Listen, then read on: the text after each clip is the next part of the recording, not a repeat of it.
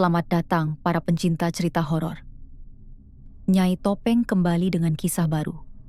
Sebuah kisah yang tidak ada yang berani ceritakan dengan suara keras, kecuali dia yang tidak pernah memperlihatkan wajahnya. Matikan lampu dan dengarkan. Jika kamu tentu saja tidak takut. Namaku Randy. Saat itu aku sedang kuliah di tahun ketiga universitas. Aku selalu ingin jadi dokter. Orang tuaku kebetulan juga dokter, makanya aku mengikuti jejak mereka. Tinggal di asrama, kuliah dan kerja pada malam hari. Jujur saja, setelah 3 tahun di asrama, aku sudah cukup lelah dan memutuskan untuk cari tempat tinggal sendiri. Cari tempat tinggal yang bagus di Jakarta, itu seperti menang lotre. Aku buka-buka iklan, sampai nemu satu. Apartemen di gedung apartemen tua, 10 menit dari kampus, dengan harga setengah. Agak aneh, jujur saja, harganya curiga sekali murah. Waktu itu aku pikir, mungkin pemiliknya perlu menyewakan cepat-cepat, atau mungkin tidak ada furnitur atau semacamnya. Tidak ada furnitur, dan aku punya uang, jadi aku hubungi makelarnya, Nyonya Amina. Dia balas langsung, janji untuk lihat tempatnya malam itu. Rumah itu tampilnya, halusnya tidak terlalu bagus, seakan-akan sedang menjalani hari-hari terakhirnya. Nyonya Amina, perempuan sekitar 50-an dengan gaya rambut seperti dosen anatomiku, menuntunku naik lewat tangga. Masuk ke apartemen. Ya mau bilang apa? Apartemen ya apartemen, tidak ada yang spesial. 1 kamar, dapur, kamar mandi. Tempatnya bersih, baunya seperti segar. Lebih tepatnya, mungkin sabun cuci. Entah benar-benar dibersihkan di sini, entah lantainya dibersihkan dari sesuatu. Aku tanya dia, kenapa semurah ini? Pemiliknya perlu disewa cepat-cepat atau apa? Dia tersenyum dan langsung jawab, ya tentu saja, kamu sendiri yang sudah jawab pertanyaanmu. Jari-jarinya gelisah memainkan tali tasnya. Aku jalan-jalan lagi di apartemen. Di dapur rapi, di kamar mandi rapi, di kamar rapi. Aku tanda tangani kontrak, si makelar pergi. Tapi tetap saja ada perasaan bahwa ada yang tidak beres. Begitu Nyonya Amina pergi, apartemen itu seakan-akan mulai berubah. Udara jadi semacam manis gitu. Manis dan berat. Seperti parfum tua yang disemprotkan seseorang di apartemen. Aku berjalan keliling apartemen dan buka jendela untuk ventilasi. Di dapur, aku perhatikan satu laci di lemari agak terbuka. Aneh, pas lihat tempat tadi semuanya tertutup. Mungkin Nyonya Amina yang buka? Aku intip ke dalam. Di dalamnya ada 1 set pisau. Aku ingat betul. Lemari itu tertutup. Dari kamar mandi terdengar suara, tetesan air yang teratur. Aku pergi lihat. Keran tertutup, air menetes. Tapi kenapa tadi tidak menetes ketika aku dan si makelar sedang melihat-lihat? Ada perasaan seakan-akan apartemen itu membeku selama waktu peninjauan, lalu menghela napas dengan semua keanehan ini.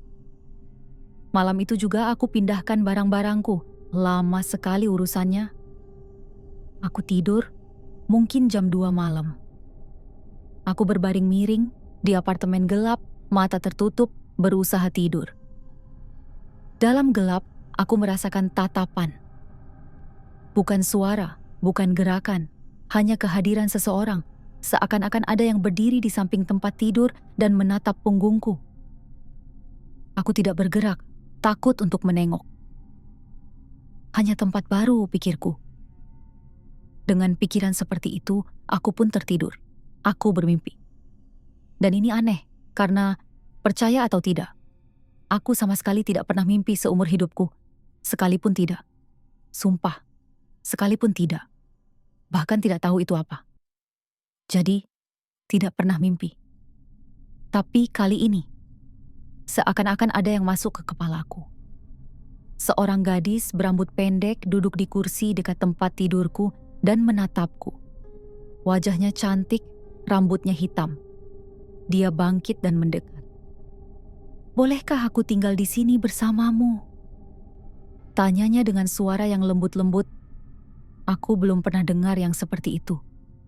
Aku bangun sedikit di tempat tidur dan jawab dia. Tidak, aku tidak tahu siapa kamu. Wajah cantiknya itu langsung berubah dan mulai berubah. Di kulitnya mulai muncul urat-urat hitam dan matanya memutih. Dia berteriak, "Bolehkah aku tinggal di sini bersamamu?" Aku terduduk di tempat tidur. Seluruh badan berkeringat dingin. Jantung berdebar kencang, seakan-akan ingin keluar, tumit mati rasa karena takut. Aku duduk di tempat tidur. Awalnya tidak sadar sedang di mana. Setelah napasnya teratur dan sadar, aku nyalakan lampu, periksa pintu dan jendela. Semuanya terkunci. Aku tenangkan diri dengan berpikir bahwa ini adalah malam pertama di tempat asing.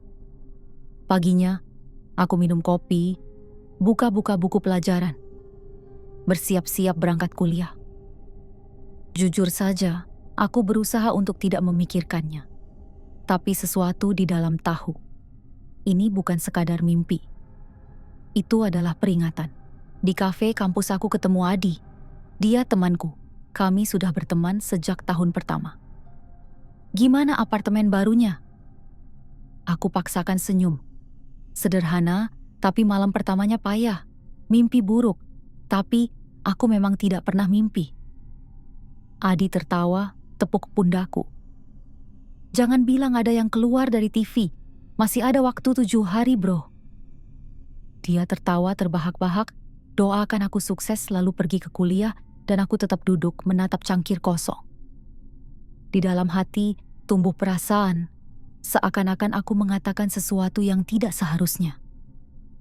Seakan-akan ada yang menguping. Aku geleng-geleng kepala, berusaha mengusir pikiran itu, tapi tidak hilang. Siang hari aku mengulur waktu, berlama-lama di perpustakaan, membuka-buka catatan.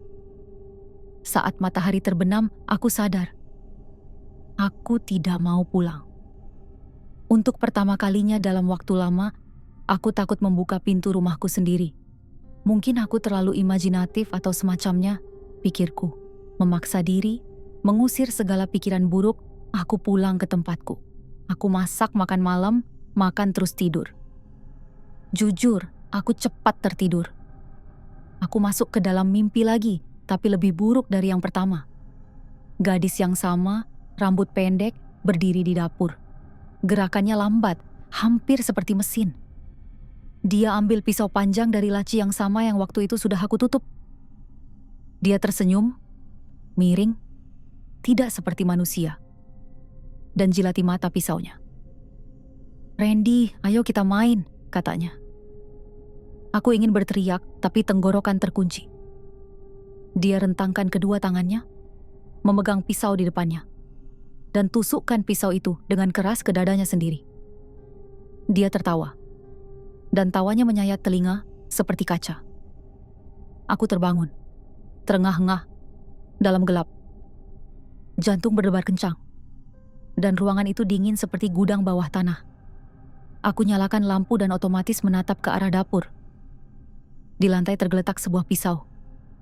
Pisau itu dengan gagang yang sudah gelap. Kakiku gemetaran, kepalaku kacau balau. Sampai pagi aku tidak tidur. Sesuatu di apartemen ini mengikutiku, dan itu tidak mau pergi. Paginya, aku telepon si makelar. "Maaf, Nyonya Amina, tapi apartemen seperti apa ini?" kataku, berusaha bicara tenang. "Ada apa denganmu, Randy?" tanyanya. "Setelah kepergianmu, semuanya jadi sangat aneh di sini. Muncul bau-bau aneh, lemari pisaunya terbuka, air keran menetes lalu kayaknya berhenti. Padahal pas sama Anda tidak menetes, aku mulai mimpi tentang seorang gadis. Padahal aku tidak pernah mimpi, terus pisau ini di lantai." Diam di ujung telepon terlalu lama. "Tidak apa-apa." Akhirnya dia jawab. "Rumahnya tua, mungkin pipanya. Jangan khawatir."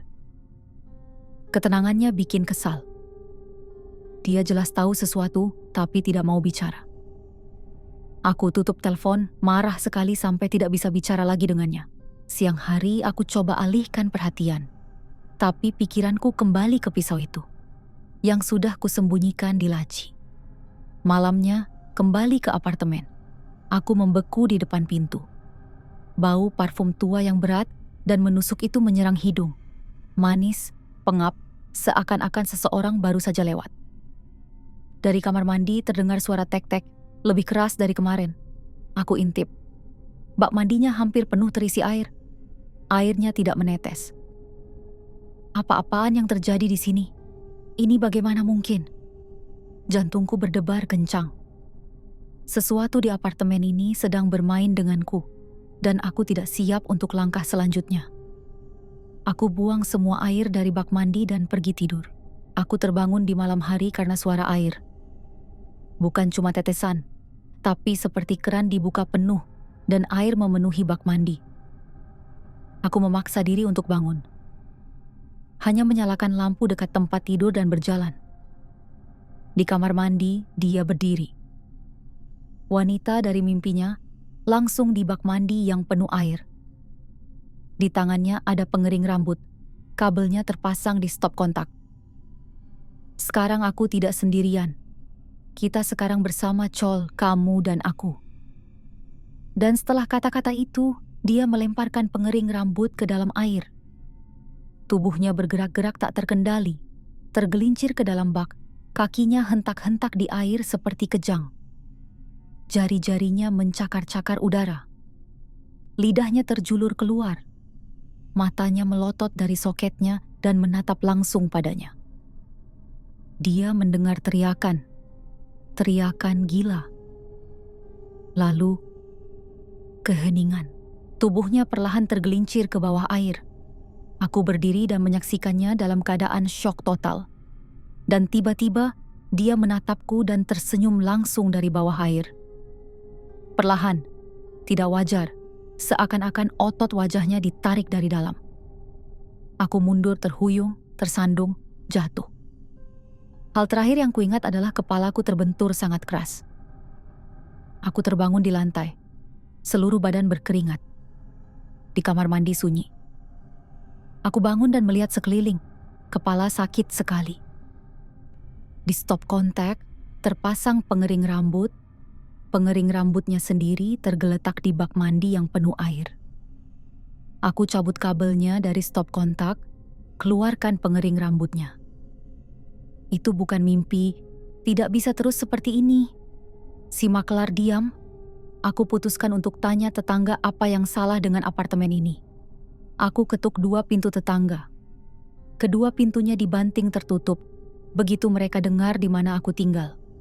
Tetangga ketiga, seorang pria sekitar 25 tahun, mengizinkanku masuk. Aku bilang padanya bahwa aku baru saja pindah dan ingin tahu lebih banyak tentang apartemen ini. Ya, dia ceritakan. Dulu tinggal seorang wanita, seorang pengajar. Selalu hidup sendirian. Tidak punya anak atau keluarga. Untuk alasan tidak diketahui, dia bunuh diri. Menyalakan pengering rambut dan melemparkannya ke bak mandi. Mereka menemukan surat, hanya 1 baris. Jika ada yang pindah ke sini, aku tidak akan sendirian. Aku diam, tenggorokan terasa kering. Pria itu menambahkan, orang-orang bilang, dia masih di sana, menunggu. Apa ada sesuatu yang terjadi di apartemenmu atau apa? Tidak, semua normal, jawabku. Cuman penasaran saja, jujur semua normal. Aku pergi, merasa seperti lantai terlepas dari bawah kakiku. Aku pergi berkemas dan hampir berlari menuruni tangga. Di dalam, segalanya berteriak. Lari, jangan menengok. Ada perasaan bahwa dia menatap punggungku dan mengantarku pergi dengan pandangannya. Aku menemukan tempat tinggal baru. Tentu saja lebih mahal dan lebih jauh dari universitas. Tapi setidaknya air tidak menetes. Dan mimpi-mimpi itu berhenti. Semuanya tertinggal di apartemen itu. Seakan-akan seseorang menutup pintu ke dunia itu. Beberapa apartemen dengan harga setengah kosong bukan karena tua atau sempit. Harganya murah karena mereka menyimpan kehidupan orang lain. Bayangan yang tidak pergi, tapi menunggu penghuni baru untuk mengingatkan tentang diri mereka. Aku pikir aku sudah melarikan diri. Dan sepertinya memang begitu. Tapi sekarang, setiap kali melihat iklan tentang tempat tinggal murah, aku membayangkannya.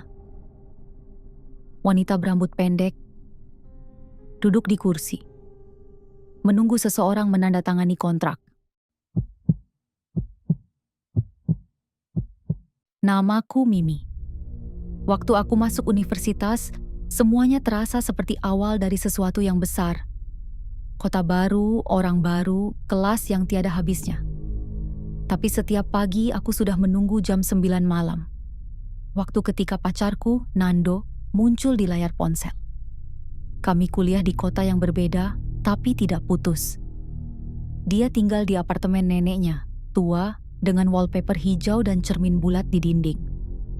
Neneknya pindah ke rumah saudara perempuannya, dan apartemen itu diberikan padanya untuk sementara selama kuliah. Aku juga tinggal sendiri dan menyewa apartemen. Panggilan kami jadi kebiasaan. Tepat jam 9, "Kamu di sana?" "Iya." Dia tertawa, mengeluh tentang kuliah, cerita tentang tetangga yang berisik. Kadang aku letakkan ponsel di ambang jendela dan hanya mendengarkan suaranya sambil cuci piring. Ada jarak antara kami, tapi juga ketenangan aneh. Seakan-akan layar ini membuat kami lebih dekat daripada pertemuan apapun. Minggu pertama kuliah berlalu sangat cepat. Suatu malam, ketika aku menelepon Nando lagi, kurasa kamarnya berubah. Malam itu semuanya seperti biasa. Aku menelepon tepat pukul 9. Dia menjawab dengan senyum lelah yang sama, dengan semangkuk mie di tangannya. Hanya saja di kamarnya, sepertinya ada yang tidak beres. Entah furniturnya dipindahkan, entah pencahayaannya berbeda. Ya kamu tahu, ada perasaan seperti itu, bahwa sepertinya ada yang tidak biasa. Tapi kamu belum paham apa sebenarnya. "Kamu pindahin furnitur?" tanyaku. Dia berbalik, melihat sekeliling kamar dan menjawab sambil tersenyum. "Aku tidak memindahkan apapun." "Mungkin ganti bohlam?" "Enggak, aku tidak sentuh apa-apa." "Kenapa?" Aku tidak menjawab, hanya melambai tangan seperti lupakan, tidak ada yang istimewa. Tapi aku terus menatap layar, seakan-akan di sana, di kedalaman, bisa melihat lebih dari yang ditunjukkan kamera. Dan tiba-tiba, untuk sesaat, kurasa di belakangnya, di ruangan yang gelap, bayangan melintas, seakan-akan seseorang lewat. "Ada orang di rumahmu?" teriakku spontan. Dia mengerutkan kening. "Mimi, tidak ada siapa-siapa di sini. Aku sendirian. Kenapa apa?" Aku ragu-ragu, merasa bodoh. Mungkin hanya bayangan. Ketika panggilan berakhir, aku menyadari diriku menatap layar hitam terlalu lama.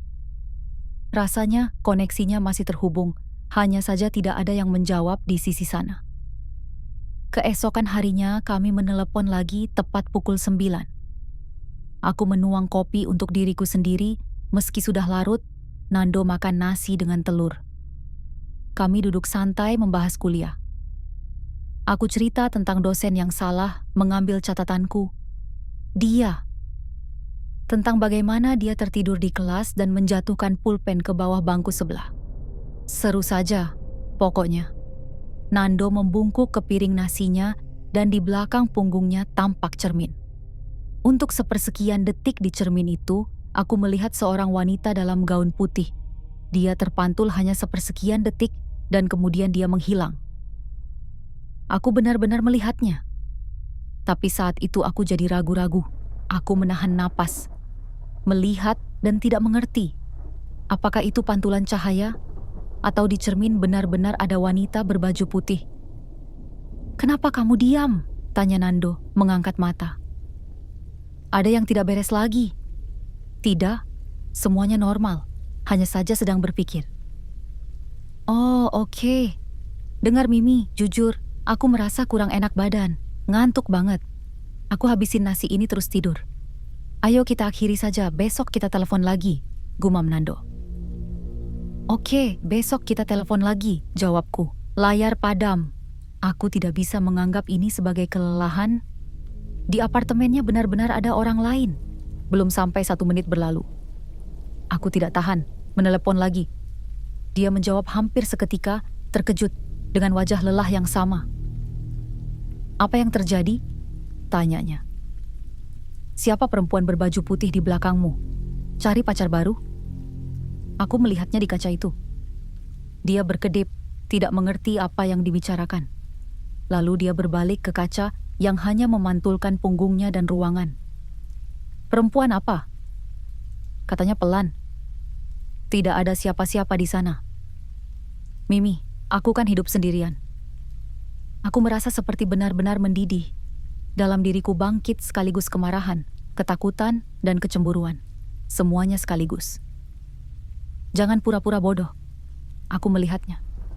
Dia berdiri persis di belakangmu. "Mimi, kamu serius?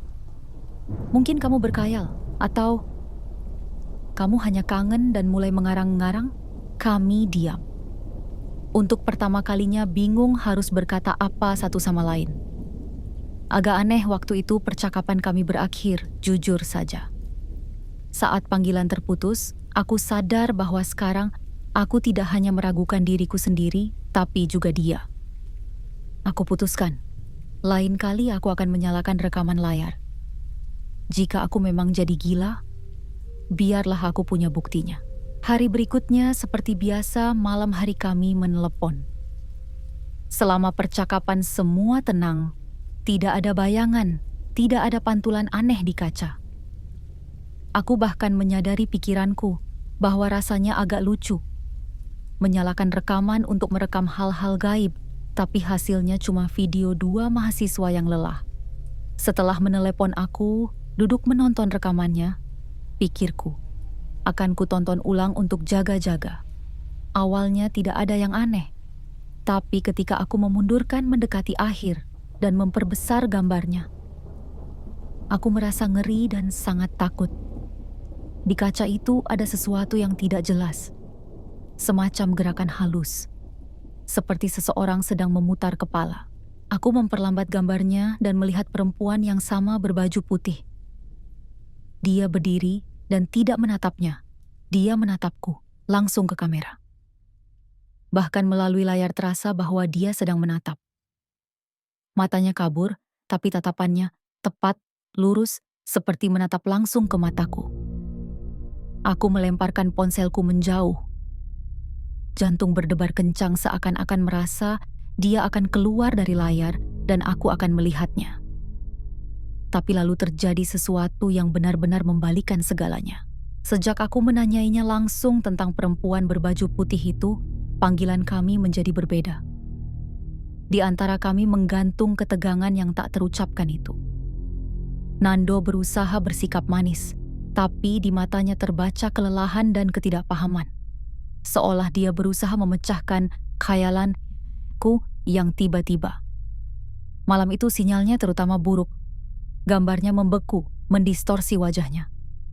Dia berbicara tentang suatu proyek, dan aku sudah tidak bisa mengendalikan paranoiku, menatap kaca di latar belakang, menunggu kemunculan berikutnya. Dan tiba-tiba, saat dia dengan antusias menjelaskan sesuatu, di lemari di belakangnya, sebuah vas porselen tinggi, vas yang selalu berdiri di tempatnya, tiba-tiba bergoyang dengan tajam. Seolah didorong oleh sesuatu yang tak terlihat, tergelincir ke tepi dan pecah di lantai dengan suara berisik yang memekakkan. Kami berdua kaget mendengar suara itu. Aku menatap teleponku dan tidak bisa melakukan apa-apa, hanya mengamati dalam diam. "Kamu lihat itu? Lihat? Itu apa?" tanya Nando dengan heran. "Sudah kubilang, di apartemenmu ada orang lain. Tapi Mimi, aku bersumpah, tidak ada siapa-siapa di sini selain aku." "Nando, lihat lantainya. Kamu lihat vas yang pecah?" Kami duduk, lumpuh, menatap pecahan-pecahan itu. Itu adalah bukti bahwa di apartemen tempat dia sendirian ada sesuatu. Nando berkata tidak bisa terus seperti ini. Dan kita harus menelepon Nenek Marni dan menanyainya tentang apartemen ini. Malam itu juga dia melakukannya. Awalnya percakapan tentang hal-hal sepele, tapi kemudian ku dengar suaranya berubah. "Nek, siapa yang tinggal di apartemen ini sebelum Nenek?" Dia diam, jelas mendengarkan apa yang dikatakan neneknya. Ternyata, dulu di sini tinggal seorang perempuan lajang selama bertahun-tahun, seorang dokter. Dia meninggal di apartemen ini setelah sakit lama. Nenek ingat bahwa perempuan itu sangat tegas, berkuasa, tidak bergaul dengan siapapun, dan menjaga apartemennya dalam kebersihan yang hampir steril. Selalu memakai gaun putih, seperti jas lab putih. Mendengar itu, aku merasa agak takut dan tidak nyaman, bahkan agak menyeramkan. Sekarang hantu itu tidak hanya memiliki wajah, tapi juga sejarah. Dan ini tidak membawa kami kedamaian, malah mengisi dinding-dinding tua apartemen itu dengan makna yang lebih menyeramkan. Aku terbangun di tengah malam karena telepon. Dia memegang kamera begitu dekat sampai wajahnya pun tidak kelihatan. "Nando, kenapa? Apa yang terjadi?" "Dia di sini," bisiknya.